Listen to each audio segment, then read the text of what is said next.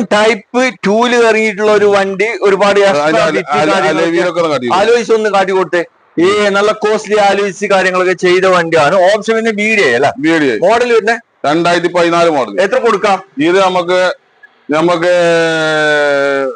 345 ഇല്ലേ? 345 നിങ്ങൾ നേരത്തെ 345.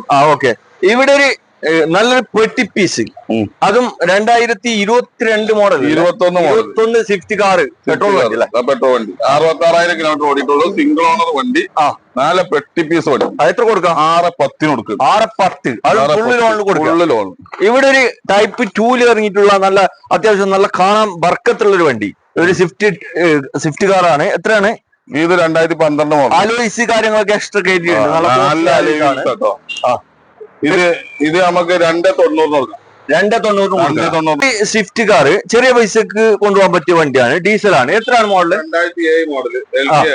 ഓക്കെ. പേപ്പർ കാര്യങ്ങളൊക്കെ 130 കൊടുക്കാം. 3 ഇറങ്ങിയിട്ടുള്ള ഡീസൽ വണ്ടി പൊതുവെ മാർക്കറ്റിൽ കിട്ടാൻ പ്രയാസമുള്ള ഒരു പീസാണ്. ZDA ആണ് ഓപ്ഷൻ വരുന്നത്. എങ്ങനെയാണ് ഇത്? ഏറ്റവും ടോപ്പ് എൻഡ് ഓപ്ഷൻ. ഓട്ടം ഒന്നിന്റെ മേലെ ചില്ലറ ഓടിയിട്ടുണ്ട്. റീപ്ലേസ് കാര്യങ്ങളൊന്നുമില്ല. 2018 മോഡൽ. എത്ര കൊടുക്കാം? 590 കൊടുക്കാം. ഫുള്ള് ലോൺ, ഉറപ്പ് വേണ്ട. ഈ 2 ഇറങ്ങിയിട്ടുള്ള സ്വിഫ്റ്റ് കാറാണ്. നല്ല ഉള്ളില് നല്ല കിരുമത്തിന്റെ സീറ്റ് കവറൊക്കെ ചെയ്തിട്ടുണ്ട്. അതുപോലെ തന്നെ ആലോയ്സ് കാര്യങ്ങളൊക്കെ എക്സ്ട്രാ കയറ്റിയിട്ടുണ്ട്. സ്പോയിലർ ഉണ്ട്. എത്ര മോഡൽ വരുന്നത്? 2012 മോഡലാണ്. ഓപ്ഷൻ വരുന്നത് BDI ആണ്. BDI അല്ല, LDI കൺവേർട്ട് ആക്കിയതല്ല. 4 പവർ വിൻഡോ കയറ്റിയിട്ടുണ്ട്. അപ്പൊ BDI തന്നെ ആയി. പിന്നെ വേറെ ഒന്നും നോക്കാനില്ല. പിന്നെ സെറ്റ് കാര്യങ്ങള് സ്റ്റീരിയോ ഒക്കെ ഉണ്ടല്ലോ, ആൻഡ്രോയിഡ് സെറ്റ് കാര്യങ്ങൾ എല്ലാം ഉണ്ട്. എത്ര കൊടുക്കാം? ഇത് നമുക്ക് 280 കൊടുക്കാം. ഓക്കെ. മാക്സിമം സ്വിഫ്റ്റ് ഡീസൽ വണ്ടി കൊടുക്കല. ഇത് എങ്ങനെയാണ്?